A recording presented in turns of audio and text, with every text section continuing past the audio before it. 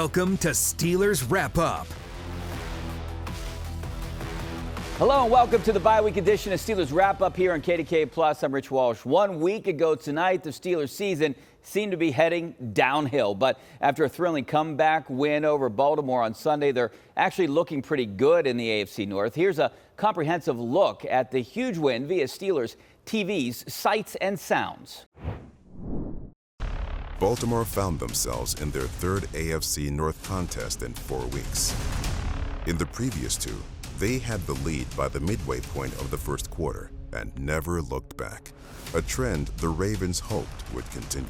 Diving grab for a first down. Nelson Aguilar spinning away from Levi Wallace. Hands it off to Edwards, and he turns through a hole off the left side and gets a first down inside the 15. Game scoreless so far, but Baltimore on the march. They run it left, and look out, Justice Hill on his way for the 14-yard touchdown run. And unfortunately, the Red Sea parted. The Steelers needed to stop the bleeding. Larry Ogunjobi was happy to oblige. Shotgun snap, Lamar back, throws a little inside screen, turns it up the field, fumble, and the Steelers pounce on it. KZ gets the ball, but Ogunjobi had the hit. There was a little screen pass. He turned and wheeled around and started sprinting the other way and came with the high karate chop on that ball. Let me tell you something, what a job of punching that ball loose from Justice Hill. And that's twice you ain't get loose though. You ain't got no yak. Hey, sometimes we just need the ball, right? Good job, brother. Good job. Pittsburgh didn't just need the ball. They also needed points off the takeaway. Pulled in by George Pickens. He's hit hard by 3 defenders, and he's going to hand it off on the sweep. And that is George Pickens turning the corner, getting to the 30, first down to the 25, and he's knocked down at the 23-yard line. We got trickeration by Pickens-ration. How's that? I'm excited to see it. That's great job. The field goal try of 43 yards for Chris Boswell. It's on its way. High enough, and it is good. So the Steelers get on the board. They settle for 3. Let's see if the Steeler defense can contain Lamar Jackson, who starts at his 25-yard line. He's back. He's hit, and he's sacked by T.J. Watt. And for T.J., his 7th sack of the year. It's 3rd and 18. He's flushed out left. He's running. He stops. He throws the ball down the field, and it's caught for a first down in Pittsburgh territory. You got to be kidding me. Zay Flowers wide open. 4th down, and we'll call it 2 at the 23-yard line. Steelers show blitz. Here's the shotgun snap, big rush, and a great job by the Steelers to put the pressure on Jackson, who throws an incomplete pass. The Pittsburgh Steelers, after taking the ball away on downs, duck a Baltimore bullet. Hey, this is Steelers Ravens right here, bro. This is Steelers Ravens. It wouldn't be Steelers Ravens without a little drama. Block in the end zone! And the Steelers are saying, no, we recovered in the end zone. Safety. Miles Killebrew, he went up and blocked that thing, just laying out. Man, oh man, what a great job. And then you got Hot Rod Williams coming along and putting his elbows in the ground. And this crowd goes crazy. Yeah! Let's go! 5-man front, they only rush 4. Pass to the right side, Jalen Warren makes a man miss across the 40, still on his feet at the 35. They tackle him down near the 30-yard line. He would not be denied. How about that? He was a one-man twister game. My goodness, he got the hand, and you got foot, this and that, and he couldn't somehow kept his balance. Give it to Taylor. Give it to him. I told you. Oh, he leaps a man on the jet sweep. That was one of the most stunning short 5-yard runs I've ever seen. Oh, what a run, though, by Jalen Warren. 2 big plays in a row for the young man. Jalen Warren spins through the hole.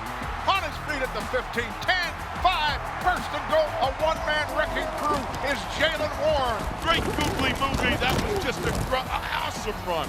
Ball is down. The kick is on its way. That kick is up and good. What inning is it? This score is 10-8.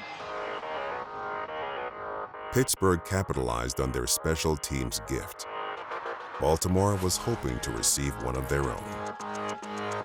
A line drive. Gunner takes it his own 17. Runs left at the 20. The ball came out, and Baltimore picks it up, and they're running with the football, and that is a revolting turn of events. Unbelievable. Yeah, you got to get some crowd in here and get after it. 2nd and goal, Baltimore at the 3 after the fumble recovery. And he's going to do the little shovel pass to Mark Andrews, and a great tackle by Kwon Alexander to knock the tight end down for a loss on the play. Nice job, Kwon Alexander. Open field tackle, bringing the big Mark Andrews down. Big 3rd down for this Steelers defense. They trail by 2. Come on, you got to hold, boys. Let's go. Lamar in the gun. There's the snap. He throws a pass for the end zone. Intercepted! Joey Porter Jr. took it away from the Baltimore receiver. Oh, BJ, how about that? How about that? You got Ghosts of Steelers, great pass. Doing what Dad did some time ago. I'm almost out of my mind with excitement here, Billy. This is just unbelievable how Joey Porter locked up mano-a-mano. Oh, man. Wherever Joey Sr. is, he's got to be going the big whoops on that one, man. Let's make some history in the series, bro. Let's go. Ice. Joseph. Big. Come on, man. That's big. Legend. Let's go get points, no matter what it is. Let's go get points. Last season, Kenny Pickett had a knack for comebacks.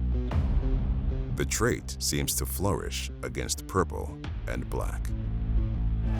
It is caught by Allen Robinson, and that's enough for the first down. And it's pulled in, and that is George Pickens under great duress. The clock at 1:30 and winding. Steelers down 2. Here's a shotgun snap, blitz. He's back, he throws it down the near sideline. Pickens has it! Pittsburgh Steelers touchdown! Pickett to Pickens, 41 yards, and you have to be here. It's a go route, and Joe, he did. That's as sweet as my Aunt Nellie's blueberry pie, baby. My goodness, that's just sensational. I can't even believe that I just saw what I saw. I saw it, and I don't believe it. I tell you, just throw it up. Just throw it up. Just throw it up. Here's the snap. He's back. Big rush. And the ball is out. Got it. And the Steelers pick it up. TJ Watt picks it up. You gotta be kidding me. Oh, yeah. Yes. Amazing. The bookend pass rushers coming after it. You got heat in the kitchen. And they dropped that heat right on Lamar Jackson. They're doing that thing so often you think it's a play. You got Highsmith coming around, stripping the ball on a strip sack, and then all of a sudden, here comes TJ Watt to pick that baby up. Yes, yes, yes. Snap is down, the kick is on its way. Kick long enough, high enough, kick is good, 7-point lead. Baltimore will get the ball back with 49 seconds left. Your turn, Michael. Let's go, baby. 4th and 7, shotgun snap, he's back, he's sacked by TJ Watt, and it's good night, Ravens. TJ Watt, the sack master, comes through the biggest of moments. The Pittsburgh Steelers come alive and defeat the Baltimore Ravens to throw that AFC North into some turmoil, and it's delightful turmoil, I might add. Oh, yes, Billy, how sweet it is. Our thanks once again to Steelers TV for that artful segment, taking a look at the standings. Not only are the Steelers in first place in the AFC North, they hold a head-to-head advantage over both Baltimore and Cleveland. And check out their upcoming opponents' win percentage. On paper, the Steelers have the easiest upcoming schedule by far. Even though there is no game this weekend, the Steelers still held a few practices this week, which meant the players spoke about the state of the team at the bye. We'll hear from those players coming up. Stay right there. Welcome back to Steelers Wrap Up. Welcome back to Steelers Wrap Up. I'm Rich Walsh. The Steelers only held a few workouts this week. The team received some much needed rest during their bye week, but we were able to talk to some of the players before they headed home. Yeah, just look at what we're doing well, continue to do those things. There's could always be things that we could take out or add. tune up some certain things that we're not doing well. So I think there's different ways to attack it. I think we did a really good job today of getting started on it. Guys came in with a great attitude, so looking forward to getting healthy and getting back to it. We have to look at what we've done as a whole. If there's some things that we're just really not doing well, and there's kind of beating our head on the wall, then let's take it out and not do it. If there's something we feel like we have guys that we could put in position to be successful, then let's add it. I think everything's on the table. It's have an open mind going into it. There'll be talks and planning on how we can get this thing rolling on offense, as there was last year. There needs to be, because when our defense is playing like that, we got to score some points for them, and we just need to be better as a whole.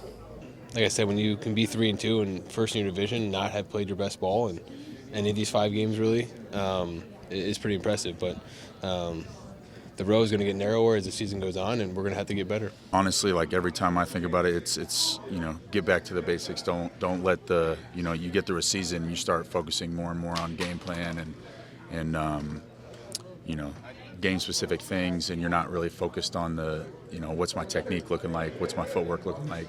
So, I feel like for the bye week, that's a moment where I look back and reflect, and hey, am I getting back to the basics? Am I still executing the technique that I was, when we first started? We could build a lot on it. We're just taking it one step at a time. We're not trying to go past that, just taking it one step at a time. So when we get back, we're just going to keep the same routine and just go after it. It does a lot, because it shows us where we at, and where we can be. So we're looking forward to the weeks. Or whatever, not this week, but the next week, to get back playing. Coming up on Steelers Wrap-Up, our Steelers insider Gerry Dulac joins me to discuss the bye week plans, and are there any changes in store for the second half of the season? Welcome back to Steelers Wrap-Up. Welcome back to Steelers Wrap-Up. I'm Rich Walsh. It seems like the bye week came at the right time for the Steelers, or at least we hope it did. I had a chance to catch up with our Steelers insider, Gerry Dulac, about does he expect any changes to happen during the bye week. All right, Gerry, so what do the Steelers really do on a bye week? I know they have a couple practices and then you get away. Are you going to see major changes? Do they work on specific things here? Rich, the fans would really be surprised to see what they do during the bye week, which is next to nothing on the practice field. They already cut one day out of practice. I think the biggest thing they do during the bye week, they use it's for the coaches. They spend that time, a couple extra days, more so than the players, working on maybe analyzing what they have been doing, what's working, what isn't working, what changes they want to make, who do they want to get into the lineup, maybe like a Joey Porter, those kinds of things. That's what they mainly do during the bye week. It's more about the coaches and their preparation than it is about anything they do on the field with the players for this week. So the bye week, I know we talk about it every year, coming at a good time, but I really do believe it came at a good time this year. They got some momentum, but they also are dealing with injuries, and guys can get healthy. Yeah, and it gives Deontay Johnson another week to get healthy, but he will be back for the Rams game. Their tight end, Pat Freiermuth, another guy, gives him an extra week. He will be back for the Rams game. And it's just one more week that Cam Hayward gets to heal. Even out of those 8 weeks he's going to be out, he'll probably come back for the Green Bay game on November 12th, but he might be back for that Thursday night game a week earlier against Tennessee. All right, one of the guys that I wanted to ask about specifically is Joey Porter Jr. Is he going to get more playing time, and does he deserve more playing time? Yeah, Rich, there's no question about it, and I think they want to. We saw him go from playing in the dime in just 10 snaps 2 games ago to playing 28 and in the nickel against Baltimore, and of course it comes up with that key interception.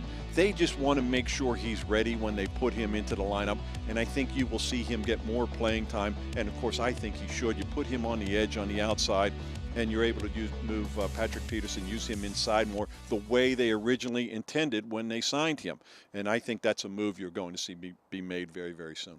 So I wanted to get into the defense a little bit more and come up to the inside linebackers. There's a rotation of 3 guys in there. How can you assess those guys right now, and how do you think they've done so far? I thought Cole Holcomb played his best game. Of course, he was on the field, I think, for all but 3 snaps, and when they signed him, that was the intention. They wanted him to be a 3-down linebacker. He wears the green dot. He calls the defensive signals up front, and you're seeing him each game get better and better. I think the surprise has been Kwon Alexander, not only just how much he's played, but some of the plays that he's made. This is a guy who's on his 4th team in 4 years, and when a guy is moved around like that, you start to wonder maybe what's the problem with him. But so far, he's earned more playing time. He gets more playing time than Landon Roberts, and he's made a lot of plays, particularly in the backfield. I think he's been a bit of a surprise. His track record's pretty good, but in the last couple of years, not so good. But he's been very good so far. Now, up front, I know they've been having issues stopping the run, and I know they focus on that every week. I would imagine not having Cam Hayward and DeMarvin Leal in there is a big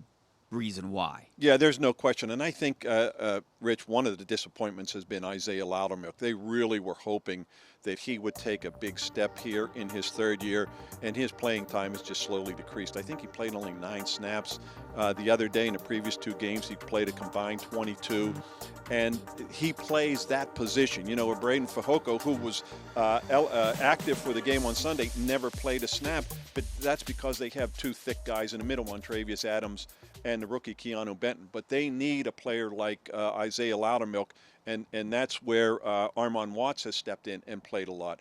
I think he has not progressed the way they were hoping he would. Isaiah Loudermilk, that is. Now the offensive side of the ball, the most important stat is winning, and they did that.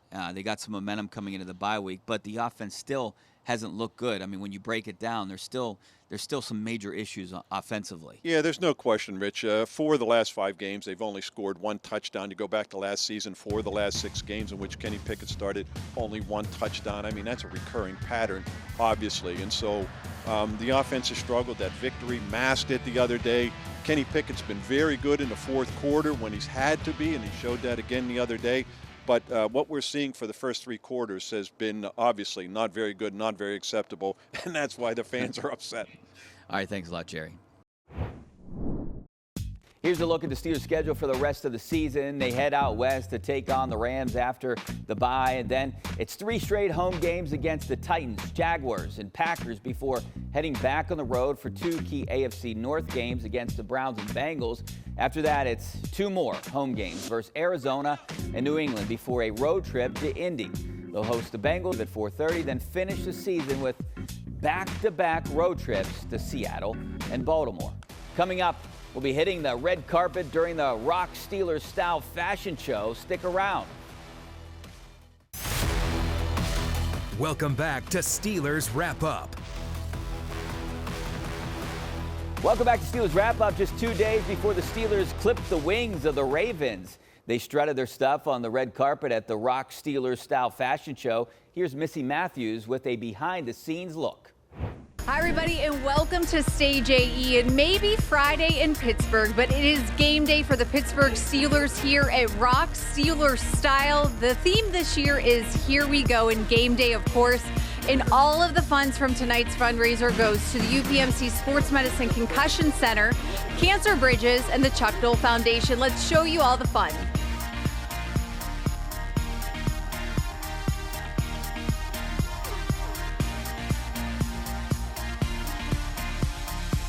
Which unit's going to bring it tonight? I think the defense. Defense got a lot of swag. If you just look at the pictures, before we go on away games, a lot of guys on defense got a lot of swag. So I think defense is going to take it tonight.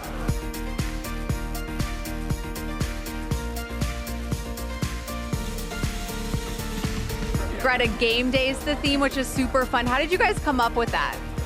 We've had different themes every year, but this year we thought it was appropriate with the new players and everybody new on the team. We thought, let's go with game day and in honor of our fans to have them part of it as well.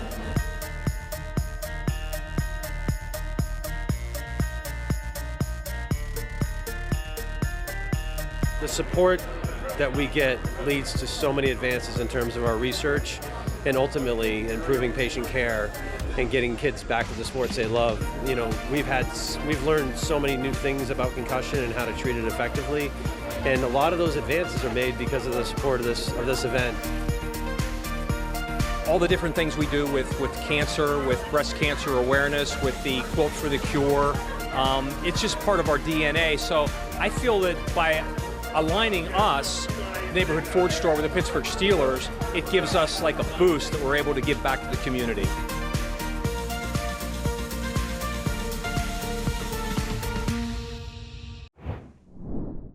Thanks, Missy. We're almost out of time here on Steelers Wrap Up. When we come back, we'll tell you what we have on tap the rest of the weekend on both KDKA and KDKA+.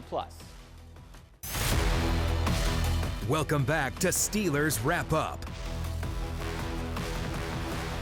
Welcome back to Steelers Wrap Up. I'm Rich Walsh. The Steelers might have gotten a week off with the bye, but our Steelers coverage never rests. Here's a look at what we have coming up on Sunday. We start things off on KDK with Steelers kickoff at 11:30, followed by the NFL Today. Then it's time to root for the Seahawks as they take on the Bengals at 1 o'clock. Later that night, you can have your opinions heard on the Ireland Contracting Nightly Sports Call on KDK+. Finally, it's the always popular #1 Cochran Sports Showdown on KDK at 11:30.